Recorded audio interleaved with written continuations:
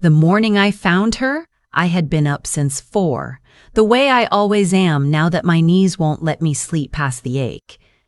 I was standing at the kitchen window watching the frost settle on the backyard, holding my coffee with both hands the way my husband used to tease me about. "You hold that cup like it owes you something, Marlene," he would say. He has been gone 11 years, and I still hold it the same way. My phone buzzed on the counter. I assumed it was my sister Dorothy with her morning Bible verse. She sends one every day without fail, has done it for 30 years, first by paper and now by text. I almost didn't pick it up. It was my daughter-in-law's number. But it wasn't her voice. It was a man's voice, rough and uncertain, the kind of voice that belongs to someone who doesn't want to be making the call he is making. He told me he was a paramedic. He told me he had found a young woman on the side of Route 9, near the old grain mill, sitting against the guardrail in the dark, with her coat torn open and her face swollen nearly past recognition. He said she had my number written on her hand in black marker. He said she had asked him before she passed out to please call her mother-in-law. "Please call Marlene. Tell her I didn't fall. Tell her I didn't fall. I was in my car before I had finished putting on my shoes."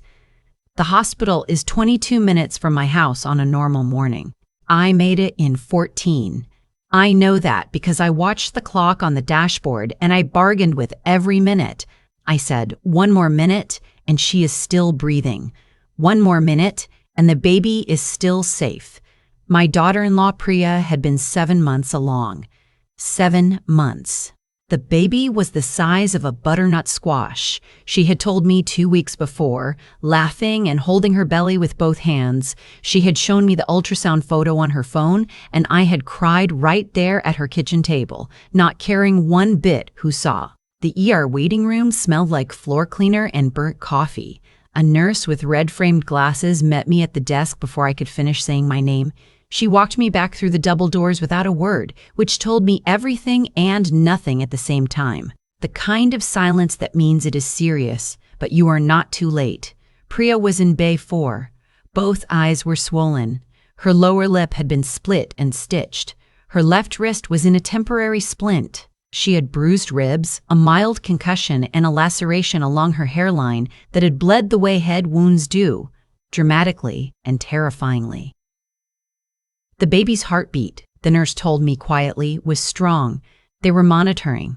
The on-call OB had already been in. I sat down next to the bed and I took Priya's uninjured hand in both of mine, the way I hold my coffee, like it owes me something, like I am not letting go.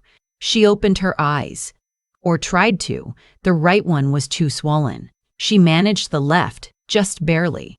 "Marlene," she said. Her voice was almost nothing. "I'm here," I said. "I'm right here. Don't try to talk."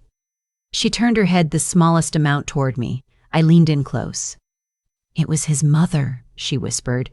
"She said I was never going to be part of your family. She said your son deserved someone from good people." She stopped. Swallowed. The monitor beeped steady and slow. She said I came from nothing and that's what I would give him. Nothing. I sat very still. "She wasn't alone," Priya said. "Her friend was there. The one who is always at the house. Diane." I knew Diane. I had sat across from Diane at my son Marcus's engagement dinner 18 months ago. I had watched Diane clink her glass and smile at Priya and say what a beautiful couple they were. I held Priya's hand tighter, and I did not say anything for a long moment, because there are moments when words are not the right tool. There are moments when you have to let the truth of what you are hearing settle into your bones before you respond, because if you respond too fast, you will say something that is feeling rather than strategy. My mother taught me that. She grew up in rural Georgia in the 1950s, and she knew the difference between feeling and strategy better than anyone I have ever met in my life. "Where is Marcus?" I asked. Priya's eye closed. His mother called him last night, told him she needed help at the house. He left around 6. She paused. She planned it for when he was gone. My son had been 12 minutes away at his own mother-in-law's house. His birth mother's house, I mean. Nora. That is what everyone calls her. Not mom, not mother. Just Nora. Like a first name is enough distance to make cruelty feel smaller. I want to tell you what I know about Nora because it matters. Nora and my son's father divorced when Marcus was 7. I came into Marcus's life when he was 9, married his father when he was 11, and raised that boy through middle school and high school, and his first broken heart and his college applications. And the morning he called me from his freshman dorm at 2 in the morning because he was homesick and too proud to admit it to anyone but me. Nora had moved to Phoenix for 8 of those years. She had come back when Marcus got engaged, because Nora always comes back when there is something to be near. She had never liked Priya. She had never said so directly because Nora does not say things directly. She makes comments. She asks questions that are not really questions. She had once said to me, over sweet tea at a 4th of July cookout, "Don't you think Marcus could have found someone a little more?" And then stopped and looked out at the yard and smiled and said, "Oh, never mind. I'm just being an old fool." She was not being an old fool. She was not being an old fool. She knew exactly what she was and was not saying. Priya's family came from Kerala, India, 30 years ago with 2 suitcases and a combination of faith and stubbornness that I have always found deeply familiar. Her father drove a taxi for 9 years before he opened his own shop. Her mother cleaned offices on the night shift while she was getting her nursing certification. Priya herself had a master's degree in civil engineering and had bought her own car in cash at 27. Where Nora saw nothing, I had always seen everything. Marcus arrived at the hospital 40 minutes after I called him.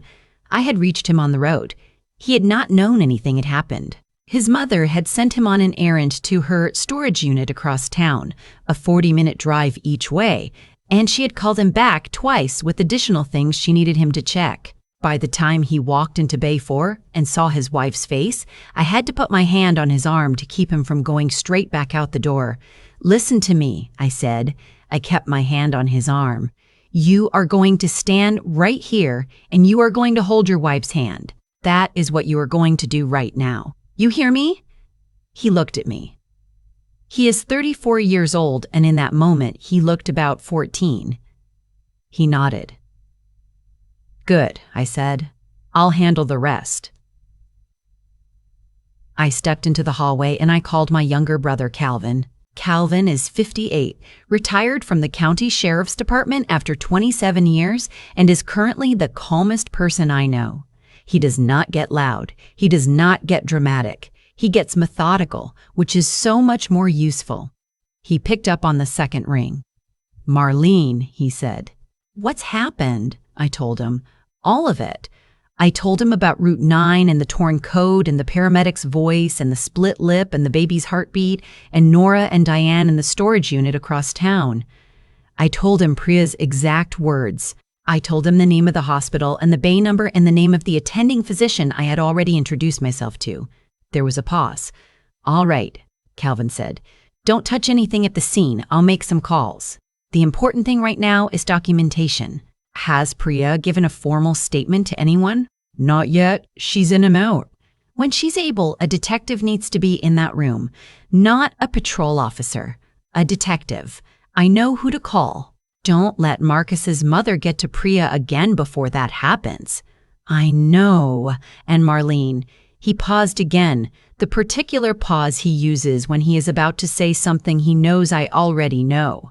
This is going to get complicated before it gets simple. "I know that too," I said. "I've been complicated before." I went back to Priya's bedside and I stayed there through the afternoon. A detective named Reyes came at 2 o'clock. She was young, with dark hair pulled back and a quietness about her that I recognized as competence. She asked her questions carefully. She took photographs of Priya's injuries. She asked me to step out during the official statement, and I did.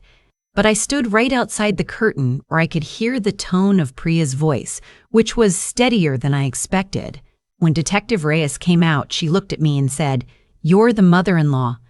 "The good one," I said. She almost smiled. "We'll need statements from everyone who can place the suspect's vehicle in the area. We'll also want to pull traffic camera footage from Route 9. The timeline matters." She glanced at her notebook. "The second individual, Diane, do you have a last name?" "Kowalski," I said. "Diane Kowalski. She drives a white Subaru, newer model, one of those bird stickers on the back window. She lives over on Pelham Road, the development with the brick entrance. Detective Reyes wrote it down. "You're thorough," she said. "I'm a grandmother," I said. "We pay attention." What I did not say, because it was not her business yet, was that I had already texted my brother Calvin the same information 20 minutes earlier. I had also, while sitting at Priya's bedside, quietly gone through a set of memories I'd been filing for 18 months without knowing why. Every comment Nora had made, every event she had missed or inserted herself into, the engagement dinner where she had pulled Marcus aside for 40 minutes and he had come back to the table quieter than he left, the baby shower she had offered to co-host and then slowly taken over until Priya's own mother had stepped back with the particular dignity of a woman who has survived harder things than a petty slight. I had filed all of it away. I do not keep scores. I keep records. There is a difference. That evening, while Marcus stayed with Priya, I drove to Nora's house. I want to be clear about something. I did not go to confront her. I did not go to threaten her or to make a scene on her front porch. I went because I needed to see her face. I have found over 60-some years that you can learn things from a person's face that you cannot learn any other way. I parked across the street. The lights were on inside. I could see the blue flicker of a television through the front window. Diane's white Subaru, the one with the bird sticker, was in the driveway. They were together, comfortable, watching television. I took a photograph of the Subaru in the driveway with the timestamp on. I sent it to Calvin. Then I drove home. My granddaughter, not born yet, but mine already, had a strong heartbeat. That was what I held on to on the drive back. That steady mechanical sound in the hospital room, the most reliable thing I had heard all day. In the following week, things moved the way things move when someone with 27 years in law enforcement is making phone calls on your behalf. It turns out that Route 9 near the grain mill has 2 traffic cameras, one at the intersection and one mounted on the mill building itself, installed by the property owner for insurance purposes. It turns out that Nora's car had been in that area at the relevant time. It turns out that Diane Kowalski, when brought in for questioning, had a great deal to say. More than Nora would have anticipated, because Diane had not fully understood when she agreed to drive that night what the word accomplice would mean to her personally. Priya was released from the hospital on the 4th day. Her wrist was in a proper cast. The baby continued to have a strong heartbeat. When Marcus brought her home to our house, my house, where I had set up the downstairs guest room with the good mattress and a lamp that makes warm light and the blue quilt my mother had made, because their apartment felt unsafe to all of us, she stood in the front doorway for a moment and looked at the room and then looked at me and did not say anything. She put her good arm around my neck and held on. I held on back. Nora was arrested on a Thursday morning. I know because Calvin called me at 8:47 and said simply, "It happened." Felony assault charges. Diane Kowalski was charged as an accomplice. The DA's office had apparently built a cleaner case than any of us had expected, partly because of the traffic cameras, partly because of Diane's statement, and partly because Detective Reyes was exactly as competent as she appeared. The bird sticker on the Subaru, it turned out, had been caught clearly on the mill camera. Sometimes the small details are the ones that hold everything together. Marcus did not speak to his mother after the arrest. I did not tell him he shouldn't. I did not tell him he shouldn't. I did not tell him he should. Some things a person has to arrive at on their own, and a son's relationship with the woman who bore him is not something any other parent can navigate for him, even one who held him through the hard years. He called me the night after the arrest and talked for an hour, mostly about things that had nothing to do with any of it. About a woodworking project he had started in the garage, about a radio station he had found that plays old soul music on Friday nights. I listened. That was the right thing to do. Priya's parents flew in from Albuquerque 2 weeks after the arrest. Her father is a small man with large hands and a habit of standing very straight that I recognized immediately as the posture of someone who has had to insist on his own dignity for most of his life. Her mother brought 24 homemade pastries wrapped in foil and set them on my kitchen table without a word, the way women who have fed people through hard times know how to feed people through hard times. We sat together in my kitchen for 3 hours. We did not talk much about what had happened. We talked about Priya when she was little. We talked about Marcus when he was little. Her mother told me about the boat they had taken from Cochin 30 years ago and how she had been terrified the whole crossing, but had not shown it because her daughter was 4 years old and watching her face. She always watched my face, Priya's mother said, even as a baby. So, I had to be careful what I put on it. I thought about my mother and her distinction between feeling and strategy. I thought about holding a coffee cup with both hands. I thought about all the things women carry in their faces so that the people watching them will know what to feel. She has a strong face, I said. Your daughter. Priya's mother nodded. She does now, she said. She didn't always. It took some years. Priya went into labor on a Tuesday, 3 weeks after her due date, which her doctor had said was entirely normal and which I had nonetheless been watching the calendar about with an anxiety I was keeping mostly to myself. Marcus called me at 5 in the morning. I was already awake. I was at the hospital by 5:30. The labor was 14 hours. I will not tell you it was easy because it was not. There were moments in that room that tested everything I had been holding together for the previous 2 months, the composure, the strategy, the careful face, but I held it. I stayed in my corner of the room when they needed space, and I moved in close when Priya reached for my hand, which she did twice, once in the middle of the hardest part and once at the very end. The baby was born at 7 in the evening. She was 7 pounds, 4 ounces, with a full head of black hair in her mother's mouth, and the particular expression of mild offense that newborns bring into the world, as if they have a complaint to file. Marcus cut the cord. His hands shook. I watched his face when they laid the baby on Priya's chest, and I saw the exact moment that everything rearranged itself inside him, the way it does when you see for the first time the thing you have been loving in theory and now love in fact. They named her Sela. It means rock in one language and asked for in another, and they told me this with the particular pride of 2 people who spent a long time choosing a name that held more than one thing at once. I held her an hour after she was born. I sat in the chair by the window with the evening light coming in and Sela in my arms, and I thought about everything that had tried to prevent this moment. The torn coat on the side of Route 9, the calculated cruelty of a woman who looked at another woman's daughter and saw nothing worth keeping. The 14-hour labor, the 14 minutes I drove in the dark, not knowing if I was too late. I looked at Sela's face. She was asleep, the way newborns sleep, absolutely and without reservation. You are wanted, I told her quietly. From every direction. You understand me? From every single direction. She slept on. The monitors beeped. Down the hall, somewhere, a different family was beginning their own particular version of this story. Calvin came by the hospital that evening with flowers from the grocery store, still in the plastic sleeve, the way men who are not flower people buy flowers. He stood at the door of the room and looked at Marcus and Priya and the baby in the bassinet, and then looked at me and gave a small nod.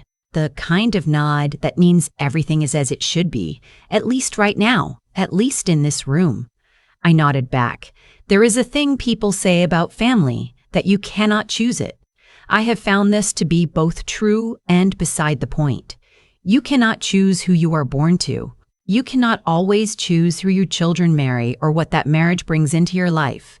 But you can choose what you do when the door opens. You can choose whether you walk through it. You can choose to sit by the bed and hold the hand and make the calls and drive 14 minutes in the dark and stand in the doorway of the room you prepared and wait for someone to hold on. I choose it. I have been choosing it for 63 years. Sela is 3 months old now. She has started smiling. Not the reflex smile, the real one, the one that takes over her whole face and makes the person receiving it feel briefly like the most important thing in the world. She gives it to her mother and to her father and to her 2 sets of grandparents who sit around my kitchen table eating pastries wrapped in foil. She gives it to me too, every time. I hold it with both hands.